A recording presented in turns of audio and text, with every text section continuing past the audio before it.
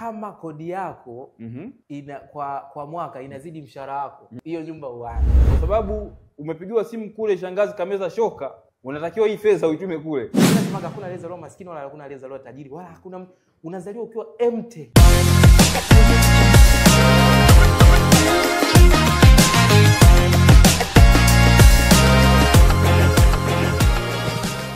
Leo ni siku ambayo tutaenda kujifunza somo la muhimu sana kwenye maisha yako. Somo ambalo ulitakiwa ujifunze ukiwa shule, lakini kwa bahati mbaya sana mitaala yetu haikufanikiwa kuleta masomo ya fedha kwenye mitaala. Kwa hiyo kinachotokea ni kwamba ni aidha ujifunze mtaani, na usipojifunza itakula kwako, kwa sababu utatumia muda mrefu sana kutafuta fedha, lakini utakuwa na shangazi inaenda wapi. Kitu kimoja ambacho nakuahidi kwenye episodi hii ni kwamba utaenda kujifunza thamani ya vitu ambavyo vitakusaidia kubadilisha maisha yako, whether uwe na kipato kidogo, uwe na kipato cha kati, au na kipato cha juu, kwa sababu elimu ya fedha huwa haitambui wewe una fedha kiasi gani. Na leo nimetembelewa na mtaalamu wa mambo ya finance ambaye tuna historia kidogo huko nyuma, lakini tutazungumza vitu vingi ambavyo vitakusaidia kuweza kubadilisha maisha yako, na kwa namna ambavyo tutakuwa tunazungumza story yake ndivyo itakavyokuwa na kusaidia wewe kuweza kutransform kila kitu uko nacho na kuweza kuimprove namna ambavyo unafanya. Meshaki, karibu sana. Asante sana mtaalamu, asante sana. Nashukuru sana kupata nafasi hii. Na labda kwa watu ambao hawamfahamu Meshaki, atajitambulisha kidogo, lakini Meshaki ni mtu ambaye tumekuwa tukifanya naye session nyingi kadhaa huko nyuma, na kupitia episode hii nadhani utajifunza vitu vingi kuhusu Meshaki, lakini zaidi kuhusu fedha, kwa sababu mimi story nyingi ambazo nazungumza na Meshaki huwa zinahusu zaidi namna ya kudili na fedha, kuzitafuta, kuzihifadhi na kuziongeza ili ziwe mobu, kwa sababu ndio malengo. Otherwise mtazamaji, kama wewe hutaki kuwa na fedha nyingi. Nashukuru mtaalamu, kama ulivyosema. Kwa majina naitwa Meshak Boniface. Ni mtaalamu wa masuala ya fedha, mindset pamoja na self awareness. Mtaalamu ni mwalimu wangu ambaye aliweza kuona hichi nilichonacho. Kama nilivyosema mwanzo hapa, nijitambulishe kidogo na tulipoanza. Waeleze tulikutana wapi, ikawaje mpaka leo tuko hapa. Nakumbuka kwanza mimi nilianza kuingia mtandao wa Twitter. Kipindi hicho mtandao wa Twitter ulikuwa mgumu sana. Hata kuingia kule kucheki, nikawa naingia sielewelewi, mara nikaanza kuwa mtu wa kuengage, si kufanyaje wanasema ile kujiongelesha. Unajiongelesha hivi. Sasa siku moja kaona pale post Milambo. Pale unashusha nondo, nikaanza kusoma post ya kwanza. Zikawa zinanigusa. Unajua wanasema kitu chochote kinachokugusa, yani kwamba unakisoma kikianza kugusa ujue kuna kitu kinachokuhusu.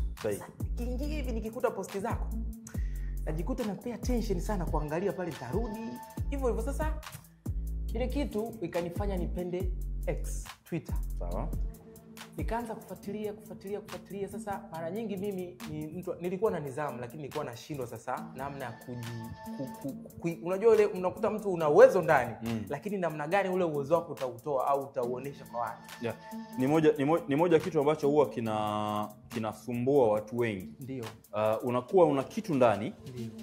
Unakuwa una uwezo, lakini huna courage ya kutoka nje kufanya kitu. Exactly. Na ndio maana kwenye programs huwa kuna vitabu, kuna kozi ambazo kila mtu anasoma. Ndio. Lakini wengi nguvu inatoka kwenye coaching ama kwenye mentorship, na ndio pale ambapo tulikuwa tunaelekea. Ndio. Na mimi kama unakumbuka ile siku ya kwanza nakuja. Nakumbuka mpaka unakuja nilikwambia mimi siwezi, nilikuwa nashindwa hata ile kuposti. Yaani kuandika uandike content Twitter, ile naogopa kwa sababu mara nyingi unakuta ile kwanza watu wataninaje. Imagine wewe unaogopa kuandika. Vipi kutengeneza video? Sasa hiyo kwenye kutengeneza video sasa hiyo ndio sisemi, kwa sababu kwenye kutengeneza video ndio ilikuwa sasa unakuta kila ninapoanza kutengeneza nikitaka kuposti naanza kusita.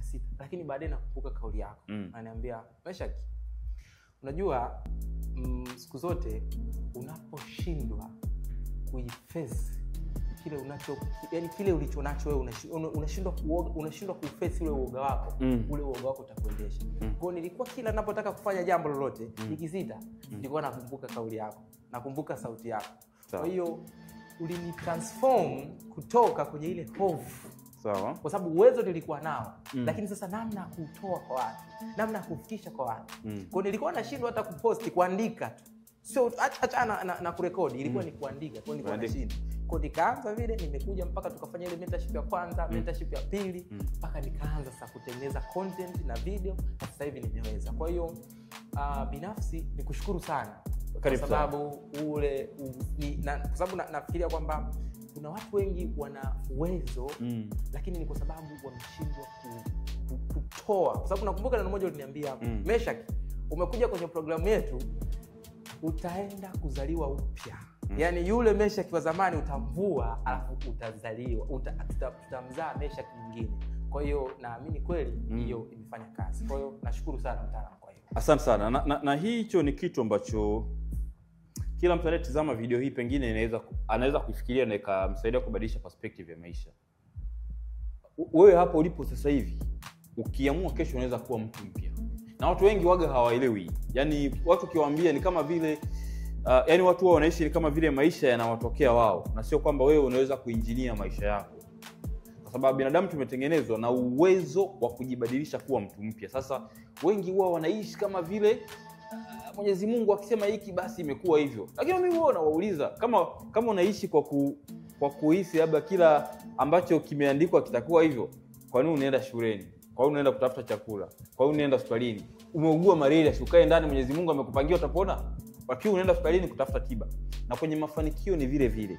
Lazima utoke, uweke mkono wako, ndio kitu kije. Na ndipo kwenye Biblia anatuandikia asiyefanya kazi na asile. Mwenyezi Mungu anabariki kwenye juhudi zetu. Kwa hiyo unachokizungumza ni sahihi kabisa, Meshak. Asante sana mtaalamu. By the way, nilikuwa sijakwambia. Ndio. Glory aliniandikia juzi ujumbe. Ndio. Akasema ananishukuru sana. Ngoja nisome ujumbe, nisipige rumors. Wewe nisome ujumbe. Alinicheki jana, aliniambia bwana, nimemshukuru mwalimu wako bwana. Kwa sababu mwalimu wako amenipa mtu ambaye ameweza kunibadilisha. Kwa hiyo binafsi anakushukuru sana, kwa sababu bila wewe asingeweza kunipata mimi. Okay. Yes. Sasa ngoja nisome ujumbe wa dada Glory hapa. Glory aliniandikia Jumamosi. Ndio. Kaniambia, "Hello Milambo, habari yako kakaangu? Long time bro, and sorry nilipitiwaga kukushukuru. Asante kwa mkufunzi uliyenipa." Kamwambia karibu sana madam. Ndio. Akasema nimefanikiwa. Ndio. Na nimefanikiwa na amenisaidia tayari kuanza kufanya uwekezaji. Ndio. Asante sana, Mungu akubariki. Hizi nilikuwa ni shukrani ambazo napewa mimi kwa kumrecommend Meshak kwa Madam Glory ambaye anafanya kazi yuko nchi za nje huko. Kwa hiyo unaweza kuona kwamba mimi nilimwambia, alinitafuta akitaka kujifunza mambo ya uwekezaji. Sasa mimi kuna vitu vingi ambavyo navifanya na nikasema hebu Meshak, madini yako yale ambayo tuliyatambua kwenye mentorship tukayakuza, ndio, hebu anza kushika watu mkono. Kwa hiyo kilichotokea ambacho Meshak ataeleza hapa ni kwamba tayari Meshak anamsaidia yule madam kuwekeza. Yaani yule madam anaweza kumtumia Meshak milioni 1, milioni 2 kwa ajili ya kuwekeza. Unaweza kuona hiyo level ya uaminifu ambayo Meshak anayo. Unaweza kueleza kidogo mlivyofanya na Glory? Binafsi mtaalamu, baada ulivyo ni inform kwamba kuna madam atakucheck. Of course alinicheki, tukaanza kusalimiana pale, akajitambulisha na kwamba taarifa zote kwamba alizipata kwako kunipata mimi. Na yeye shida yake kubwa ilikuwa ni swala zima la usimamizi na uwekezaji. Sawa. Yes, na tuliarrange na tukafanya mentorship. Na uwezi amini mimi vile nilivyomfundisha ndivyo ameweza kufanyia kazi. Sawa. Na kizuri zaidi ni kwamba yeye aliniamini mimi kutokana na namna tulivyofanya kazi. Sawa. Sasa yeye yuko Oman. Sasa yeye anataka kuwekeza, alikuwa anataka kuwekeza sana kwenye share, uwekezaji wa hisa. Sasa alichokifanya baada ya kufanya session kumaliza, akaniambia bwana, nafanyaje? Kwa sababu yeye yuko kule nchi za nje, huwezi kuwekeza Kwa inabidi sasa uwe huku ndani, na kibaya zaidi yeye sio Mtanzania. Ila ana interest ya kuja kuishi Tanzania, anapenda, ameona fursa ziko nyingi. She's very visionary. Binafsi nilimappreciate sana kwa sababu ni mtu anayejua Tanzania vilivyo, ameona fursa nyingi sana. Kwa sababu bana, mimi malengo yangu makubwa kwanza ni kuja kufanya biashara Tanzania, na kwao atakuwa ana connect kote. Kwa sasa kwenye session yetu hapo tulivyomaliza, yeye mwenyewe aliniambia naomba nifanyie utaratibu kutokana na ile changamoto ilikuwepo ya yeye kwa kule. Kwa baada ya hapo sasa, huwezi amini, kila mwisho wa mwezi anatumia pesa ya uwekezaji. Hongera sana.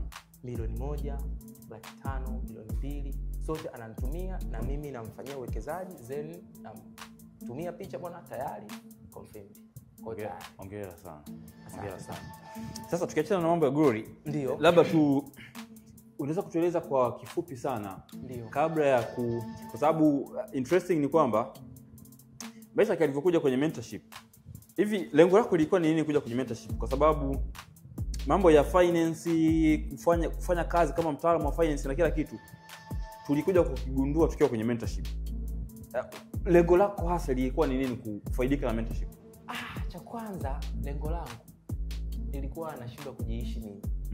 Kwa sababu mimi binafsi hili tatizo nilianza nalo toka niko shule. Nilikuwa na ile self doubt. Yaani nilikuwa siwezi, na sikudanganya mtaala. Mimi nakumbuka hata kwa niliosoma nao leo. Sidhani kama usha kunaona nilienda kwenye debate. Sijawahi kwenda kwenye debate. Na nilikuwa nazikwepa. Sasa kuna baadhi ya rafiki yangu mmoja aliniambia ukikwepa huku utakuja kukutana mbele na kigongo. Nakumbuka mara yangu ya kwanza kuongea mbele ilikuwa ni chuo. Wale ambao nimemaliza nao wanajua, na presentation moja nilifanya. Binafsi nilifanya kama ile, unajua ile kama nimekamatwa, unajua. Sasa kile kitu kwa kinanitesa sana. Ule uwezo hata wa kufika kuongea, kutoa ile mawazo yangu, nilikuwa bado najiogopa hivi. Self doubt ilikuwa inanisumbua sana. Kwa sasa vile ulivyokuwa unaviongea vilikuwa vinanigusa sana.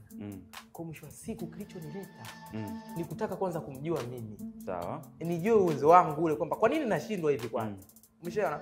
Sasa nilipokuja hapa, baada ya kuanza kunifanyia assessment, nikaja nikakwambia bwana, mimi na 1 2 3 kwenye swala zima la masuala ya fedha. Ukakoa hebu ngoja kwanza. Ukaniambia umeweza kutengeneza kiasi gani? Nikamwambia na nimeweza kusave. Nilikuwa nalipo 10,000. Nikaweza nilikaa kama miezi 3. Nikaweza kupata mtaji wa kufungua biashara. Na niliweka mission kwamba lazima kila siku niweke shingapi? 10,000. Baada ya muda kweli ile ikafika, na nikaweza kuanza. Nakumbuka ilikuwa ni kama 900,000 kwa nenda kuanza na biashara yangu ya kwanza. Yes. Kwa ile discipline ya pale ilinipa kitu. Sawa. Kwamba kumbe nimeweza kufanya hichi kitu kwa hichi kiwango na kwa muda mfupi ambao nilikuwa nimejiwekea. Na nikaweza kufungua biashara. Kwa hiyo ile kitu ilinipa nguvu sana. Na ndio maana sasa nilipokuambia wewe, ukarudi ukaganda, hebu ngoja kwanza. Ukaanza sasa kuniuliza masuala ya fedha, ndio nikaanza kukwambia, ukaniambia sasa wewe inabidi hiyo elimu ulionayo, elimu ya saving, elimu ya usimamizi. Kwa sababu swala zima la pesa halina uhusiano na kinachoingia. Sawa. Swala zima la pesa linahusiana na namna unachokifanya, yani namna unachofanya na kile kilichoingia. Kwa hakina uhusiano. Na ndio maana mimi nawaambia kila siku hata watu kwamba mafanikio ya kifedha hayana uhusiano na kinachoingia. Sio kwamba tusubiri kwanza kipato kiwa kikubwa ndio tuanze kuongeza. Utachelewa sana. Na ndio maana kuna watu wanaingiza zaidi ya 6 figure lakini hawana mafanikio yote. Kuna mtu anaingiza mshahara milioni 2, milioni 3, lakini kuna mtu anaingiza 500,000 lakini ana usimamizi effective. Anaweza ana saving account, ana investment, lakini wewe unaingiza milioni 2, milioni 3, mwisho wa siku mpaka mwezi unafika kile kiwango hakikutani. Wewe unakuwa hauna tofauti na mtu anayekuwa ana struggle kwenye masuala mazima ya fedha. Kwa hiyo sasa mtaalamu, baada ya hapo ulivyo ni ruhusu kwenye hilo swala, na mimi ndo nikaanza kuliishi. Na nikaja kugundua kwamba ni kitu ambacho nakiweza. Mpaka leo naweza kusaidia watu wengi. Mimi mpaka kuna watu ukiachana na Glory, mimi nyumbani mama yangu nimemfundisha swala zima la uwekezaji na hela zake. Kuna hela nyingi, huwezi amini.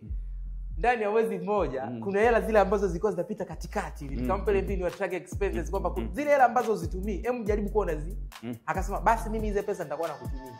Ndani ya mwezi mmoja, kuanzia ilikuwa ni mwezi wa 9 tarehe 1 mpaka mwezi umeisha huwa 9. ametengeneza 700,000. Hela tu ile ambayo hii hapa inakutumia hii hapa, inakutumia hapa, nakutumia hapa.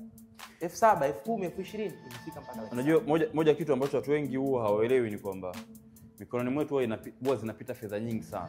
Exactly. Kama fedha zinaingia na hazijui zinatokea wapi, ni moja kitu ambacho ndio inakuwa consequence yake, kwamba fedha inakuwa haina macho, inaingia hapa inatokea kule. Kwa mfano juzi nilikuwa nitengeneza content moja, watu wakawa wanalukana mtandaoni, nilikuwa nasema uoga sio kweli eti ukiwa unatafuta fedha huoni matatizo, lakini ukipata fedha matatizo yanaanza kutokeza. Hapana, kila muda, kila wakati matatizo huwa yanakuwepo. Shida inakuja moja kwamba fedha inapokuja inakuwa haina mipango, haina budget. Kwa akili yako wewe inakwambia, kwa sababu umepigiwa simu kule, shangazi kameza shoka, unatakiwa hii fedha uitume kule. Kumbe sio hiyo fedha, ni kwa sababu ilikuwa haina mpango, haina kazi, ukuipangia. Ndio maana unaona kama vile kila tatizo linalokuja wewe ni halali yako hiyo fedha kuituma. Haiko hivyo. Na niwaga naambia mtu yote ambaye ana ukwasi, ana biashara, anawekeza pesa yake na macho, yaani ni rahisi sana kumwomba 10,000 akakwambia sina, na unaona pale alipo na milioni. Na kitu kimoja ambacho mtaalamu nikwambie, cha kwanza, katika watu 100 wanaokuzunguka na wewe ukwepo, kuna watu 5 tu wanaweza kufikia uhuru wa kifedha. Ni watu 5 tu katika wale watu 100. Sasa watu 95 watajaribu kukuvuta ufanane nao, wale watu 95, kama utakuwa ni miongoni mwa wale watu 5. Sawa. Sasa wale watu 95 watakuita wewe ni bahili, watakuita wewe ni mchoyo. Ubahili mzuri. Sasa kama wewe kweli una malengo ya kifedha, na kitu kingine kikubwa kabla sijamaliza hapa, kinachowashinda watu wengi ni kwa sababu wanakuwa wanakosa financial plan. Hiyo ndo ramani yako ya kifedha. Sasa kwenye wale watu 95 watakuwa wanakurudisha nyuma, watakuvuta, watasema wewe koje, wewe mchoyo, wewe nini. Kwa hiyo usirudi nyuma as long as una malengo ya kifedha. Kwa hiyo katika watu 100 unaowajua ukiwemo na wewe, ni watu 5 tu wanaweza kufikia uhuru wa kifedha. Sawa Mashaki, tutakuja kwenye fedha na uwekezaji na kusevu, tuangalie kwa kina. Labda nikuulize kidogo kwenye mentorship. Wakati tunafanya mentorship, ni mafunzo gani ambayo yalikusaidia kubadilisha sana mindset na perspective kubwa kwenye maisha yako? Cha kwanza, kitu ambacho kiliweza kunibadilisha, uliniambia ile siku ya kwanza nakuja hapa, kaniambia Meshak, hapa tutaenda kukuzaa mpya na utaweza kutoa ule uwezo wako wa ndani na kuweza kuuza, kufanya ujuzi. Kwa sababu watu wengi huwa wanasema kwamba sina maisha magumu kwa sababu sina kazi, sina nini. Lakini kumbe kuna uwezo ambao uko nao ambao unaweza kukuingizia pesa, na huo uwezo wala uhitaji gharama yoyote. Ni wewe mwenyewe kujua na namna ya kuuza. Nakumbuka ulikuwa unaniambia wago na wasaidia watu kule, sio kufanya mipango ya fedha, sio nawasaidia kuwafundisha nini. Ndio watu wanaambia wewe vitu ambavyo unavifanya for fun. Yaani vitu unavyosema wanawasaidia watu hii nafanya for fun. Wenzako wanaaga nyumbani, wanaenda kazini na wanaingiza fedha. Kwa hiyo ni moja kitu ambacho kwenye framework ambazo tulitumia ndio namna ambavyo tuliweza kugundua na kuona kwamba hiki kitu unaweza ukaongeza uwezo, ukaongeza thamani na kuweza kugusa maisha ya watu wengi zaidi. Na hapo sasa uliniambia kitu kingine ambacho nilikinotice sana kwamba shida sio kujua uwezo wako. Shida ni namna ya kuuza. Sahihi. Sababu nakumbuka session ya kwanza ilikuwa ni ya kutambua uwezo, na session ya pili ilikuwa ni namna ya kuuza ujuzi wako. Kwa sababu kuna watu wana uwezo, lakini namna gani wanaupeleka kwa watu. Sahihi. Yaani kuna watu wana uwezo kweli kwamba huyu ina maana kitu, lakini namna gani anakifikisha kwa watu, namna gani ya kucommunicate na watu, namna gani ya kunetwork na watu. Kwa hiyo session ya pili iliweza kunisaidia mimi sasa kuwafikia watu. Na sikufichi mtaalamu, watu wengi sana na wasimamia. Na leo kuna mtu mwingine tena ametoka South amenicheki. Ngane ni Burundi. Na bahati sana kupata watu wa kutoka Burundi. Burundi wanapambana sana. Yes, yuko South, kwa ameona ninachokifanya sasa. Umeona sasa hapa ni kwamba aliona ninachokifanya, akaniambia bwana kaka, naomba uwe mentor wangu. Swala zima la usimamizi. Na nimetoka kuongea naye lisali moja iliyopita kabla sijaje. Labda kabla tujatoka hapo, kwa mtu anayetutizama ambaye ana ujuzi, ana uwezo, ana passion, lakini ana hofu ya kukitoa hicho kitu unakwenda kukiuza kwa watu.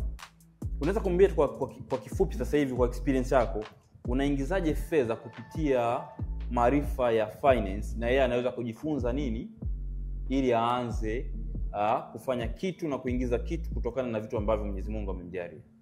Cha kwanza ambacho nitamwambia huyo mtu mwenye ujuzi, cha kwanza kama kitu ni cha kwako, kuisikiliza ile sauti ya ndani kwamba mimi kuna kitu ambacho nakiweza sana lakini siwezi kukitoa.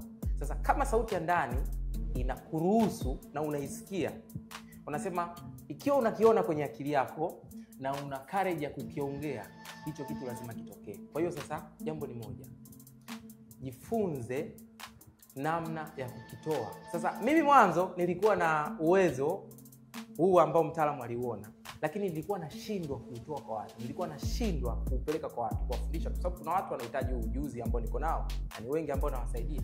Lakini sasa nilikuwa nashindwa, nimebanwa na ile self doubt. Nilikuwa siwezi kuongea, nilikuwa siwezi hata kutype kufundisha kitu fulani. Lakini baada ya kuja kupata mentorship, baada ya kuja kufundishwa, niliweza sasa mpaka leo unaona hapa naweza kuongea kutokana na ule uwezo wangu niliokuwa nao. Nikafundishwa na nimeweza kufikisha mpaka hapa nilipo. Vizuri. Na Meshaki, unadhani kwa nini vijana wengi wana hofu na wanashindwa kuishi kwenye makusudi ama kuishi kwenye purpose ambayo Mwenyezi Mungu amewapatia?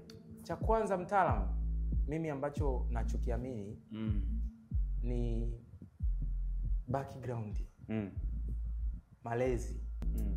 Mimi binafsi kitu ambacho kilinisumbua sana ni nilipolelewa, kwa sababu mimi sikulelewa na wazazi wangu. Nilikaa kwa anko wangu na shangazi. Sasa kuna baadhi ya vitu ambavyo alikuwa ananiambia ambavyo vilinifanya mimi nijione kama sitoshi, na ndio maana self doubt ilinitesa sana. Nilikuwa siwezi kutoa wazo langu, na ndio maana hata nilipokuwa shule nilikuwa siwezi kwenda kuongea kwenye debate au ile morning speech. Nilikuwa na escape kwa sababu nilikuwa bado ile sijiamini. Ili self confidence ikuwepo. Sasa watu wengi kinachowatesa sio wao, kwa sababu hakuna aliyezaliwa, mimi nasemaga hakuna aliyezaliwa maskini wala hakuna aliyezaliwa tajiri, wala hakuna unazaliwa ukiwa empty, ila unakuwa programming kutokana na namna unavyoishi, yale malezi yako, vile vitu unavyokuwa unaambiwa, unapandikizwa na wale watu wanaokulea. Kwa hiyo mimi nilipata hilo tatizo kutokana na malezi, namna nilivyoishi. Yes. Kwa hiyo kanifanya kwa hiyo watu wengi wana hayo matatizo sio ya kwao. Ni malezi, ni namna walivyokuwa, ile mitazamo walioambiwa ndio inawafanya wao wanashindwa. Sasa jambo ni moja, change mindset. Sawa. Na kuanza kujenga sasa ule uwezo wako wewe mwenyewe. Kuna namna kuweza kujitoa kwenye hiyo hali ambayo mimi nilifanyia kazi. Ndio mindset is everything. Yeah, sure. Mindset. Yes. Kwa lazima uanze kujitoa mwenyewe na kuweza kupata mentorship ambayo mimi nilikuwa. Na ndio maana hiyo ilinigusa sana nije. Sahihi. Kwa sababu nisingekuona bado ningekuwa nagugumia, ningekuwa bado nateseka kwenye hii swala nilionalo. Ni kweli. Kwa hiyo msikilizaji anayetutazama, tunajua mimi kuna msemo mmoja huwa nasema Mwenyezi Mungu hakuumba mtu fala. Wewe usema sana umsemo. Pengine watu wa Instagram wamezoea zaidi kuliko watu wa YouTube. Mwenyezi Mungu hakuumba mtu fala. Wewe hapo ulipo una thamani zako uko nazo ndani. Una maisha ambayo umeishi ambayo hakuna mwanadamu mwingine utamewahi kuyaishi. Una experience ambazo ni za thamani sana. Watu wengine wako tayari kuzilipia. Una ujuzi, una uelewa, una maarifa mengi sana ambayo watu huko nje wako tayari kulipia. Lakini kwa sababu dunia imekunyima confidence na imekuonyesha kwamba hivi vitu sio vya thamani, wewe unavichukulia poa. Lakini tukutie moyo kwamba hivyo vitu ukiweka ujasiri wa kuviuza vitakubadilishia maisha yako na itakuwa rahisi kuweza kuingiza kipato. Na ndio maana tunafanya hizo programs kwa ajili ya mentorship na coaching ili kukujengea uwezo, kukushika mkono uweze kufanya kitu ambacho unaweza kufanya. Maisha, unahisi elimu ya fedha ni ufunguo wa financial freedom? Exactly. Elimu ya fedha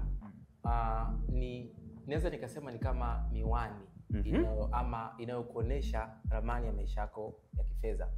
Sasa kama nilivyokuambia mwanzo, mafanikio ya kifedha hayana uhusiano na unachokiingiza. Sawa. Hayana uhusiano na unachokiingiza, bali ni namna kile unachokiingiza unakifanyia nini. Labda hapo tupigie mstari kwamba mafanikio ya kifedha hayana uhusiano na kiwango cha fedha unachoingiza.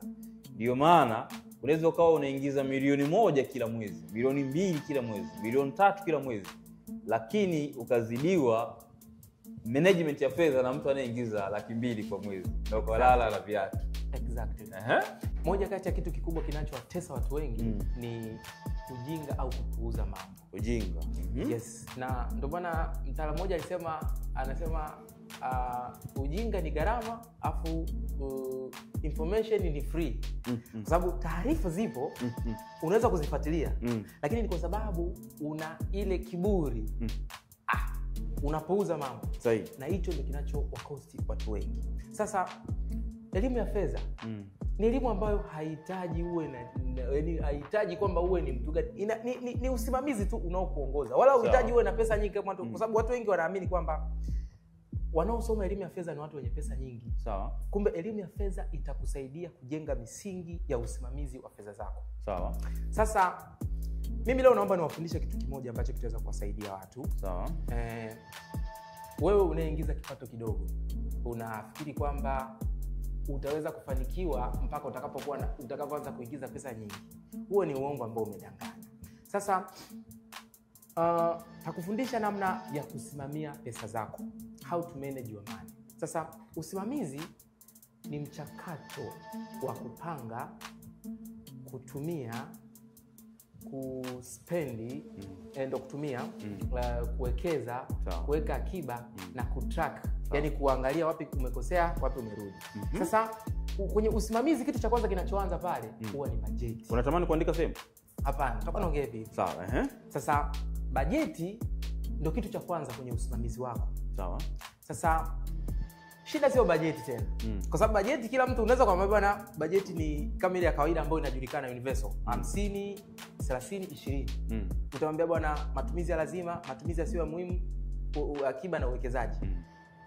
Kuifuata inakuwa ni changamoto. Mtazamaji, tukisema formula ya 50 30 20 kwamba 50 inakuwa ni mahitaji ya lazima ya kula, marazi, yale ya lazima, afya na kila kitu. Then 30% ni mahitaji ya muhimu, unaweza kuwa nayo ama sio kuwa nayo. Then 20% ni uwekezaji na akiba. Sasa cha kwanza ni lazima uifuate bajeti yako. Sawa. Sasa changamoto hiyo kwenye kuifuata. Shida sio kumpa mtu bajeti. Unaweza kwamba bwana bajeti hii hapa. Wewe unatumia mbinu gani kuweza kufuata bajeti wewe mwenyewe? Exact. Ndio nataka sasa hapa niwaambie. Na mishahara ikutani. Mishahara ikutani maana yake unakula mshahara kabla hujatoka. Exact. Cha kwanza anatakiwa aelewe. Hakikisha unapenda karatasi. Tuendelee.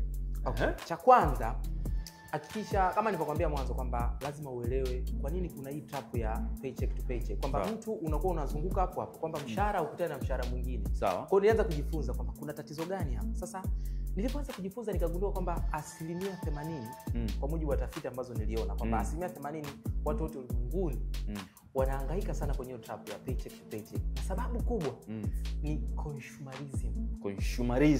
Ulaji. Sasa ule ulaji ni kwamba ni upofu wa matumizi. Yaani mtu anatumia pesa kwenye vitu ambavyo havimuongezei kitu na yeye amevipa umuhimu. Sasa wao kazi yao ni kutengeneza, kukamata zile attention zao. Kwa anapopata pesa anawaza kwenye mambo ya Netflix, hizo vitu ambavyo vinawapa ramda, pamba kali, nguo, luxury, mambo ya iPhone. Unaona kama yote ni consumerism, kwa sababu labda ununue vile vitu ambavyo vinakuingizia pesa ambavyo utavitengeneza sasa wewe. Lakini mara nyingi kwa watu wengi ni walaji. Na vitu ni kama vinavyonunuliwa zaidi ni vile ambavyo ni vya kulisha ego ili aonekane ni bora machoni mwa watu. Exactly. Sahihi. Yaani unanunua kiatu sio kwa sababu unakihitaji, ili mtaani wa kuona umewaka. Na Morgan Housel alisema changamoto kubwa ya watu wengi na hata ndugu mtazamaji, wewe mwenyewe ufuatilia vitu unavyovinunua. Mara nyingi sana unavihitaji kweli? Sio tu kuvihitaji, unanunua kwa sababu ya kutaka kuonekana nje. Na hicho ndio kitu kinachofanya mtu anapoteza furaha. Na wengi sana huwa wanaamini kwamba mimi furaha yangu nikishapata tu maokoto, nikipata pesa ndio nakuwa na furaha. Huo ni uongo. Furaha ni kuishi kwenye yale matarajio yako. fulani kuishi kwenye vile vitu ambavyo umevipanga. Ni kuelewa zile hustling zako, zile hustle unazozifanya, hatua unazozishinda kila siku. Kwa wengi sasa unakuta mtu amepanga malengo yake, kama yupo kwenye ile bajeti yake, anatoka kwenye bajeti yake anaenda kwenye bajeti ya mtu mwingine. Tayari hiyo nzuri. Na mimi labda niseme kwamba ukitaka utengeneze nidhamu nzuri ya fedha, kumbuka kile kipindi ambacho ulikuwa una shida sana, ukapigia watu kama 5 wakukopeshe, wakashindwa kukukopesha. Na imagine unapompigia mtu ama unapomwomba mtu akusaidie kiasi fulani, alafu unakosa unaenda kwa mtu mwingine. Fikiria huo msoto wa hiyo siku. Alafu uendelee kushika kalamu na karatasi ili tuendelee kujifunza namna ya kuhifadhi fedha na kufanya budgeting ili usishiwe, kwa sababu kwa mujibu wa Meshack hapa na kwa mujibu wa wataalamu wengi ni kwamba kwa kiwango cha fedha unachoingiza unaweza ukakizalisha na ukakitunza kikakutunza wewe bila kujali unaingiza kiwango gani. Ni nidhamu tu. Exactly. Sasa namna ya kuescape consumerism kutoka kwenye ulaji. Tukisema consumerism ni ulaji, yani unapata fedha haiendi sehemu yote. Ile unaita hand to mouth. Kuna mtu waga Twitter anasema ni hand to mouth. Yani unatoka, yani unaingia hapa kinaenda mdomoni. Hapa hiyo ndio consumerism yenyewe. Ulaji, Sasa hiyo unaitoka vipi sasa? Mimi nilivyoiadapt, nika-adapt frugal mindset. Okay. Frugal mindset ndo ubahiri. Ubahiri ni afya. Sasa wengi wanabadilisha hii scenario. Wanaamini kwamba ubahiri ni kujinyima. Ubahiri ni yani ni kujitesa. Sasa amba nikwambie kitu kimoja. Kama bado hujaitwa mbahiri kwa watu wanaokuzunguka, bado hujaianza safari ya kifedha. Jitafute sana. Yes. Sasa namna gani ya kuadapt frugal mindset? Kabisa ile kwenye ile bajeti yako. Sasa namna mimi nilivyoanza kuadapt frugal mindset. Meshack, kabla hujaenda mbali hapa kwenye frugal mindset, ndio huko mbele tutakuja kuzungumzia zile mindset za Kiafrika zile. Ndio. As long as una mjomba, una shangazi, una mtoto wa nani pale, unaona kama vile kamshahara kako wewe sasa ndio nabii ambaye ameletwa kuokoa ukoo, wakati na wewe hauna misuri ya kuweza kujisimamia. Tutarudi baadaye kwenye hilo. Tuendelee na consumerism. Okay. Sasa escape consumerism ni lazima uadapt hiyo frugal mindset. Frugal mindset ndio hiyo ni ubahiri. Sasa wengi ambao wanafikiri kwamba ubahiri ni kujinyima ama ubahiri ni kujitesa, wengi wanapofikiria hivyo. Sasa ubahiri ni namna ya kusimamia pesa zako kwa ufasaha. Yaani kwamba pesa hii ni ya hapa, pesa hii ni ya hapa. Nje na hapo pesa yako haiwezi kuipa pesa macho. Yes, ama unaipa maelekezo pesa yako. Sasa kwenye bajeti yangu ambayo mimi nilikuwa na ile 50, 30, 20. Pale matumizi ya lazima. Na ndo hapa kinachowapoteza watu wengi. Ndio matumizi ya lazima. Kwa mfano, unaenda kununua chakula kwa sababu chakula lazima utakula. Acha kununua vyakula vya rejareja, yani kwamba vile unaenda kununua kila siku. Sasa anza kwenda kununua chakula kwa jumla. Sawa. Kuna faida kununua chakula kwa jumla tofauti na rejareja. Sawa. Ukinunua chakula kwa jumla, cha kwanza inaweza kaanzia ni wiki mpaka mwezi. Pengine mwezi kama uko mwenyewe au mko wachache. Sasa ukinunua chakula kwa mwezi kwa jumla, unaenda sehemu ambako sio tena ile sehemu ya mwisho. Ni ile unaweza kufika pesa ni sehemu pale wanako, kama ni sokoni, kama ni kwenye maduka ya jumla pale unaenda kununua vitu vyako unaenea vyote. Sasa kuna pesa pale utazisave.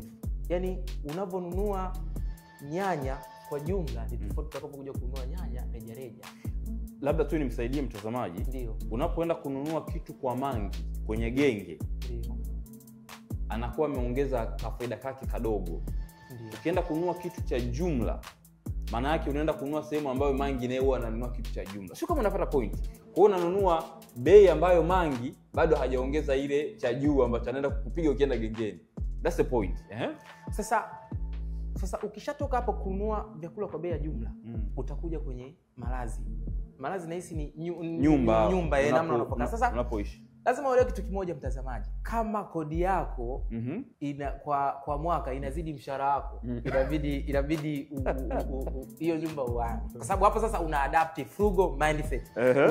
Unatoka kwenye ile mtego wa paycheck to paycheck. Labda ukitolea mfano, tuseme labda anaingiza 500,000 kwa mwezi. 500,000 kwa mwezi. Kodi yake isizidi shilingi ngapi? Kodi yake kwa mwaka isizidi 500,000.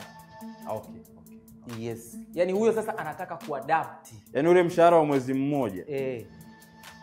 kodi zako ukilimbikiza za miezi 12. Yeye anzia hata miezi 6.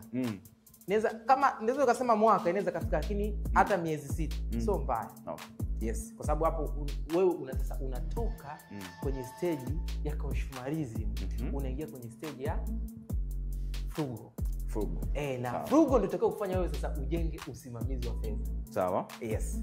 Kwa hiyo sasa hilo utalizingatia kwamba nyumba yako unayokaa kodi lazima utoke uende kwenye bei ya kawaida. Kuna gharama pale utazisema. Sahihi. Ukishatoka hapo unakuja kwenye usafiri. Hayo ni matumizi ya lazima sasa. Unakuja kwenye usafiri. Kuna mtu analipwa kwa siku 10,000 au 15,000 lakini nauli tu anatumia 5,000. Na haoni kama anakosea hapo. Hapo analalamika kwamba ana tatizo la pesa. Sehemu ya kutembea kufanya mazoezi anapanda bodaboda. Yes. Au sehemu anaweza kupanda daladala. Lakini anapanda bodaboda. Au anapiga Bolt. Yes, anapiga Bolt. Sasa na hii mara nyingi sana ni kwa wadada. Okay. Sasa nakuelewa. Hii ni concept ambayo nilikuwa sijaiwaza. Kwa hiyo maana yake ni kwamba tatizo sio formula ya 50 30 20. Yes. Unawezekana formula unaitumia kikamilifu. Ndio. Lakini unajiipa matumizi ya kishenzi kwenye ile 50%. Exactly. Okay. Na ndio hicho ninachokimaanisha mimi kwamba ile 50 ile yale matumizi lazima una namna ndio hapa sasa unatrack, unaangalia kwamba hichi na kipunguzaje ni lazima uvifanye, lakini unaangalia affordable. Sawa. Kwa hiyo utatoka kwenye kununua vitu vya jumla, utakuja kwenye swala zima la usafiri. Unaangalia unatumia usafiri wako kwenda kazini kila siku. Unatumia gharama yake ni shilingi ngapi? Kwa kama unapanda bodaboda unatakiwa utumie daladala. Au kuna sehemu kama ulivyosema, unaweza kutembea kwa sababu unafanya mazoezi. Una faida mbili, unafanya mazoezi na una save. Sahihi. Ukishatoka hapo sasa, kwanza hiyo ndio vitu vya msingi sana. Tunaangalia chakula, malazi, usafiri. Yes. Utakuja sasa kwenye matumizi yasiyo ya lazima. Sawa. Mimi hapa mtazamaji kwenye swala zima la matumizi yasiyo na ulazima, mimi sijui kama yapo. Kiukweli yani huwa yanatokea yanakuwepo. Lakini sasa kwa mtu ambaye unataka kuadapt frugal mindset, hapa bwana unabidi upaache. Kwa sababu hapa ni kweli unatokea sasa, sio kwamba utakuwa unafanya kila siku. Kwa hiyo mimi binafsi yangu, mimi ile 30 hapa huwa nimeweka 10. Kwenye hiyo 30 mimi nimeweka 10. Na hiyo 10 yenyewe unaitizama kwa jicho. 10 nao unakuwa unajiaki kama kuna ulazima. Kwa sababu matumizi yasiyo na ulazima unaweza ukaishi bila kuona nini. As long as kwa mfano kama una nguo, kishanunua nguo kama sisi wanaume hatuna haja ya kusema ununue nguo kila mwezi. Sasa unakuta kuna mtu ananunua nguo kila siku. Kuna mtu ananunua raba kila siku. Ndani chumba kimejaa raba. Kisi afu unakuta atazivai. Na moja kati ya watu ambao mimi nawasisitiza sana ni wasichana au wanawake. Wanawake ni watu ambao pesa zao mara nyingi zinakuwa hazina kazi. Lakini ndio watu wanaoongoza kupoteza pesa. Okay. Na ndio maana ukiangalia biashara nyingi, ukienda Sinza, ukienda Mwingi, vitu vingi vinavyouzwa ni vitu vya wanawake. Okay. Kwa nini? Kwa sababu wanawake ndio wanaongoza kwa ulaji. Sasa kama mwanamke akiweza kuadapt frugal mindset, ndani ya muda mfupi anaweza kufikia maisha abundance. Yaani atakuwa na hoteli. Ulivyozungumza hiyo point ya wanawake, na kuna kwenye vikao vyetu huko mtaani. Ndio. Nimesikia watu wengi sana wakieleza hii point. Ndio. Sikilize kwa makini.